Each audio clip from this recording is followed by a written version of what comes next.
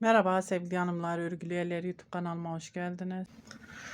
Şöyle gördüğünüz gibi Alize Angora Gold simli ile karşınızdayım. Krem rengi bir ip. Şöyle gördüğünüz gibi ipim simli. Tığım 4 numara 1.60 milim tığ kullanıyorum hanımlar. Bugün model anlatımı yapmayacağım. Daha önce anlattığım modelimin kol ve yaka kesimini anlatacağım. Yelek yapmak isteyen arkadaşlarımız için pratik bir şekilde kol ve yaka kesimini nasıl yapabilirsiniz onu sizinle paylaşacağım.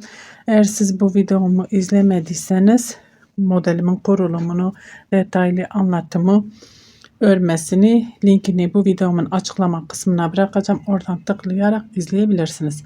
Şimdi hanımlar, ben şöyle yeleğimizin ön tarafına şöyle trabzan yaptım. Dikiş yerine, birleşim yerine trabzan yapmadım. Şimdi şöyle ben önce bakın modelimizin ön yüzünde önce şöyle trabzanlarımızı ördük. Sonra modelimizi kurduk. 5 tane şöyle 6 tane hatta ben trabzan sık iğne ördüm trabzanlar için. Siz mesela bu bizim şöyle anlatayım size hanımlar. Yeleğimizin sol kol altı olacak burası. Sol kol altı. Sağ yapmanız için önce modelinizi kuracaksınız. Önce bunu yapın.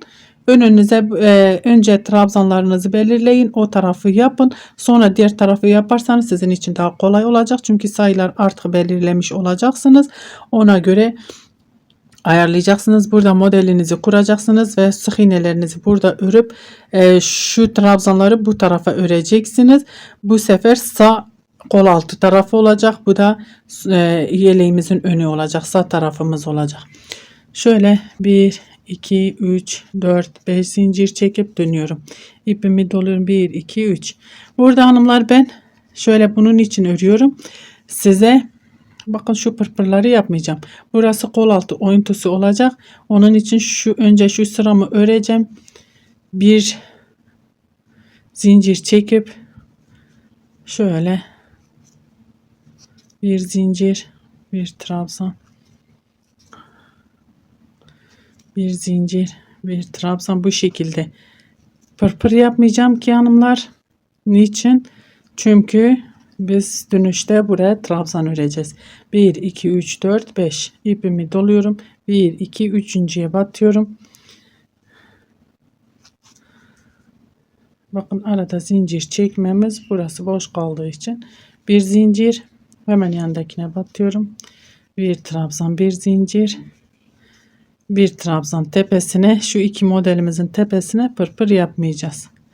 Dediğim gibi daha önce bu modelimin kurulum videosunu izlemediyseniz açıklama kısmında linki var. Oradan tıklayarak izleyebilirsiniz hanımlar. 1, 2, 3, 4, 5. 5 tane trabzanımızı yaptık. 1, 2, 3.'ye batıyorum. Burada hanımlar 1, 2, 3 zincir. Şöyle pırpır. Normal bu şekilde, sadece burası iki modelimizi kol altı oyuntusu yapacağımız için bunu bu şekilde ayarlayın önceden. Bunu yaptığınız zaman bunu ayarlayın. Bu şekilde şimdi ben örmeye devam edeceğim hanımlar. Normal modelimi örmeye devam edeceğim. Gideceğim, döneceğim. Kol altına gelince beraber kol altını yapacağız beraber. Sonradan yaka kesimine geçeceğiz. Önce kol altı oyuntusunu yapacağız hanımlar. Şunu da anlattım hanımlar. İsterseniz bu şekilde de bırakabilirsiniz. Hiç trabzan yapmadan bu şekilde de şöyle bırakıp bunu da, bu modelimizi de şu kenar gibi örmeye devam edersiniz. Sonradan şöyle istediğiniz şekilde kenarlarını süsleyip de kol ağzını İsterseniz sık iğneyle, isterseniz trabzanla, istediğiniz oyayla da geçebilirsiniz. Daha sonra birleştirdikten sonra o şekilde yapabilirsiniz hanımlar. Ama ben trabzan geçeceğim. Evet hanımlar, şöyle geldim kol altına. Sık iğne sırasındayız. Bakın buraya sık iğne ördüm. Ben şimdi ne yapıyorum? 1, 2, 3 zincir çekip buradaki ilk trabzanın tepesine batıyorum. Şöyle sık iğne. Zincirin içine giriyorum, sık iğne. Trabzanın tepesine sık iğne. Zincirin içine sık iğne. Bir sık iğne. boşluğa bir sık iğne trabzan tepesine, burada 2 trabzanımızın tepesine, boşluğa sık iğne, trabzanın tepesine sık iğne. Siz isterseniz bu şekilde de bunu bitirebilirsiniz hanımlar. Burada ipinizi koparırsınız bitişte ve arkada modelinize devam edersiniz. Şöyle boşluğa bir de zincirin içine battım. Sık iğne bu şekilde, kenarımız düzgün dursun diye hanımlar. İsterseniz bu şekilde ipimizi burada bir zincir çekip ipimizi koparıp devam ederiz. Ben şimdi 1 2 3 zincir, şöyle bakıyorum sanki böyle durması daha güzel duracak gibi hanımlar. Veyahut da şöyle 3 zincir çektim ve dönüyorum. Ben trabzan yapacağım dediğim gibi hanımlar, isterseniz siz trabzan değil şöyle sık iğne ile de bitirebilirsiniz. Dibindekine değil bir sonrakine batıyorum. Şöyle tek tek sık iğnelerime batıp trabzanlarımı örüyorum hanımlar.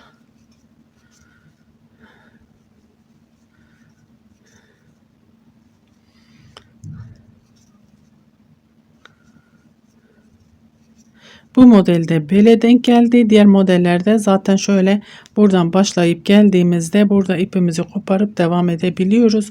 O şekilde mesela diğerini de burada gelişte şu trabzanı yaparsınız. Burada ipinizi koparıp arkada devam edip gidersiniz hanımlar. Onu da öyle bilin, diyorsunuz işte bir tarafı yaptık diğer tarafını yapamıyoruz, hep soruyorsunuz. Instagram'da, YouTube'da soruyorsunuz. Ben size cevap elimden geldikçe vermeye çalışıyorum hanımlar. Daha çok Instagram'da soruyorsunuz gerçi. Onu da söyleyeyim. Ama siz onu o şekilde ipini bir tarafı şöyle gelirken kol altını örüyorsunuz. Bir tarafını da buradan gelirken örüyorsunuz. Sıra sonuna doğru gelirken örüyorsunuz. İpinizi koparıp arka sıradan devam ediyorsunuz. Onu hep bütün modeller için o geçerli hanımlar. Sağ solumuz olduğu için o şekilde hepsinde geçerlidir. O şekilde öreceksiniz. Bakın şöyle tek tek bu şekilde trabzanlarımı ördüm. Ve ipimi doluyorum, modelimin içine, zincirin içine batıyorum. Buraya modelimizi örüyoruz, 10 tane trabzan. Ve bu şekilde yakaya kadar örmeye devam edelim. Kol altında herhangi bir işlemimiz kalmadı hanımlar. Ben şöyle burada trabzanla devam etmek istiyorum. Dönüşte onu zaten yapacağız. Şimdi yakaya kadar örmeye devam edelim. Evet hanımlar.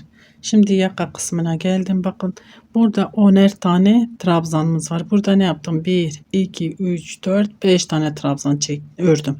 5 tane trabzan ördüm. İpimi doluyorum. Şöyle 5, 6, 7. 3 tane trabzan eksilttim. 7'ye indim. İpimi dolayıp şuradaki sık iğneye batıp kenar trabzanlarımızı örüyoruz. 10 değil 7 tane hanımlar. 3 tane eksilttim. Şimdi yaka kesime başladık.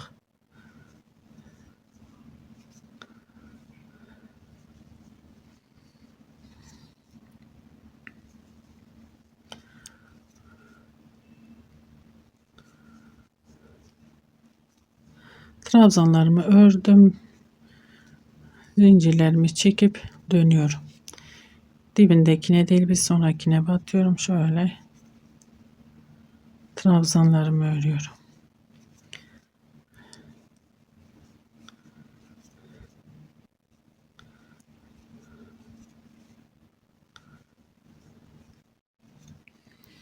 Zincirle beraber 6 tane trabzanımız var, kenar trabzanımız. Şimdi burada ne yapıyorum hanımlar? İpimi doluyorum. 1, 2, 3, dördüncüye batıyorum. Önceden 1, 2, 3'tü. Şimdi dördüncüye batıyorum. Daha geriye gidiyorum. Şöyle 3 zincir çekip şöyle sabitliyorum. Yandakine battım. 1, 2, 3 zincir ve bitiriyorum. 1, 2 tane trabzan, pırpır trabzan yapıp tepesine pırpır yaptım. 1 2 üçüncüye batıyorum ve normal bir şekilde 5 tane trabzanımızı yapıp tepesine pırpır yapıyoruz hanımlar.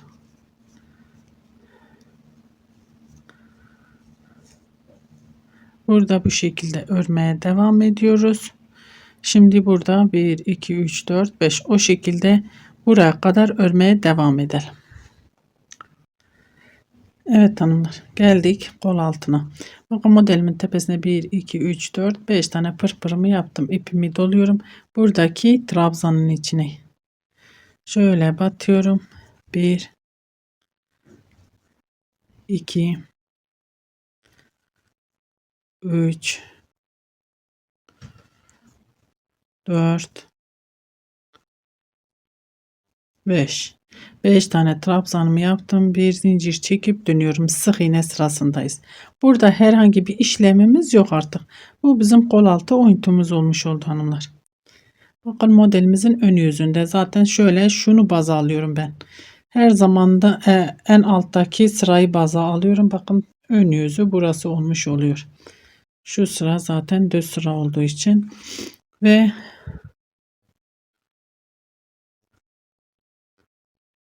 tek tek tepeye batıp sık iğne örüyorum. 1 2 zincir, bir tane boş bırakıyorum, ikinciye batıyorum. 1 2 3 4 5 6 7 zincir, bir tane boş bırakıyorum, ikinciye batıyorum. Yuvamızı oluşturuyoruz. 5 zincir, diğer modelin ikinci pırpırına batıyorum. Bu şekilde yakaya kadar örmeye devam edelim hanımlar.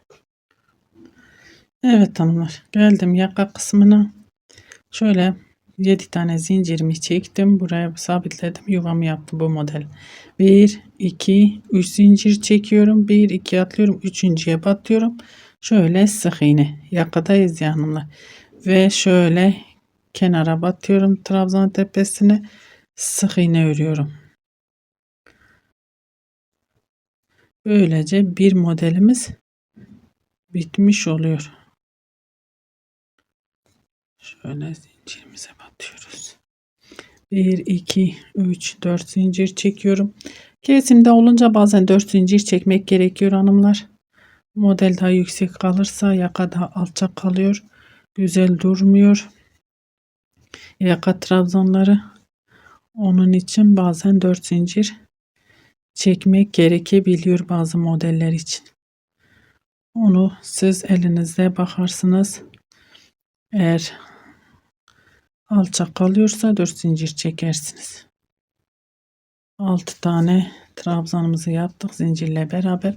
Bakın buradakini atlıyoruz. İpimi doluyorum. Buraya batmıyorum. Yuvanın içine batıp şöyle buraya bakın trabzanlarımı yapıyorum. 1 2 3 4 5 6 7 7 tane trabzanımı yaptım. Bakın altta da aynı şekilde başlamıştık. 7 trabzan. Bu diğer modelin kesimine başladık. Yine aynı şekilde 7 tane trabzan ipimi doluyorum ve bu yuvanın içine 10 tane trabzan. Tamam model. 2 3 4. Burada herhangi bir işlemimiz yok. Trabzanlarımızı yapıp geri döneceğiz hanımlar. Şimdi ben örüp geleyim. Yakaya gelince beraber yaka kesimine devam edeceğiz. Evet hanımlar, yaka kısmına geldim. İpimi doluyorum. 1 2 3. trabzanın tepesine batıyorum. Şöyle bir trabzan, 3 zincir. Hemen yandakine batıyorum. Bir trabzan, 3 zincir, tepeye sık iğne. Bakın altta da aynı şekilde 2 tane trabzan örmüştük. Tekrar 2 tane trabzan örüyorum. 1 2. İpimi doluyorum ve şöyle kenar trabzanlarımızı örüyoruz.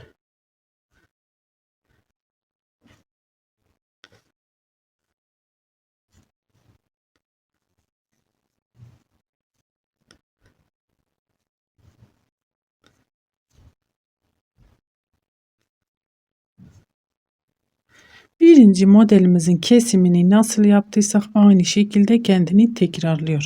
Bir zincir çekip dönüyorum. Şimdi bu taraftan döndüğümüz için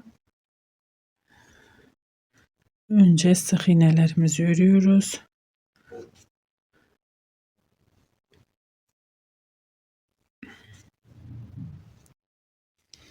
Bir, iki, üç zincir. Bakın burada da 3 zincir çektik. 1, 2, 3 atlıyoruz. Dördüncüye batıyorum. Trabzanlarımızı yapıyoruz. Pardon, sık iğne ile sabitledim ve zincirimi çekiyorum. 2, 3, 5, 6, 7 zincir. Bir boş bırakıyorum. Normal modelimi örüyorum hanımlar. 5 zincir. Üçüncüye batıyorum. 1, 2, 3, 4, 5, 6, 7 zincir. Bir boş bırakıyorum ikinci. Burada herhangi bir işlemimiz yok. Tekrar dönelim, yakaya gelelim. Beraber kesime devam edeceğiz hanımlar. Evet hanımlar, yakaya geldik. Ben artık 3 modelim kaldı. Artık kesim yapmayacağım. Siz kesime devam edecekseniz burayı yine 7 tane trabzanla devam edeceksiniz. Bakın burada yaptığımız gibi 7 7 o şekilde gittik ya. Aynı şekilde devam edeceksiniz. Ben artık şöyle sadece şurayı atlayacağım. Kenar trabzanlarımı öreceğim ve 2 modelimiz de bitmiş olacak bu şekilde. Bakın. Siz daha kesime devam edeceksiniz. Dediğim gibi hanımlar, yine burayı 7 trabzanla devam edeceksiniz. Benim kesimim bitti. Artık kesim yapmayacağım. 2 modeli kestim zaten. Şimdi 1, 2, 3 zincir ve dönüyorum. Şöyle biraz düzeltelim elimizle. Çünkü yeni olduğu için şöyle. Bakın. Ben şimdi bir model daha, bu modelimi bitirip bir model daha şöyle şey olarak keseceğim, öreceğim onlar düz bir şekilde. Ben bu sıramı da şöyle başlamasını göstereyim size.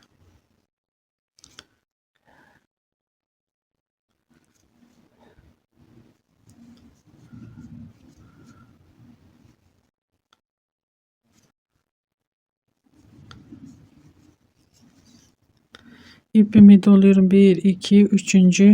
trabzana batıyorum ve pırpırlarımızı yapıyoruz. Bu şekilde devam ediyorum. Artık burada kesim değil.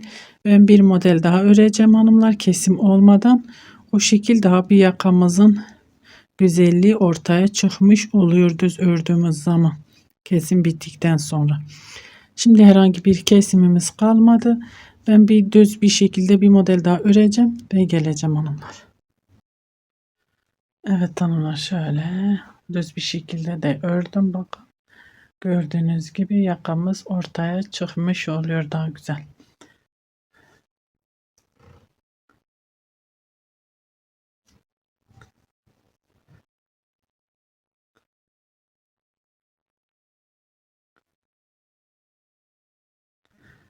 Yakamız bu şekil, kol altı da bu şekil. Dediğim gibi hanımlar, hangi taraftan ön yüzü olduğunu bir başlangıçta, bir sonuçta, bir başta, bir sonda modelimizin ön yüzünde gelirken kuruyorsunuz, bir giderken kuruyorsunuz kol altını. İpinizi bir tarafta koparıyorsunuz hanımlar. Her iki taraftan da dönüş olmuyor. Onu bilin yani. Beni tercih edip izlediğiniz için teşekkür ederim. Bir dahaki videomuzda görüşmek üzere. Hoşça kalın.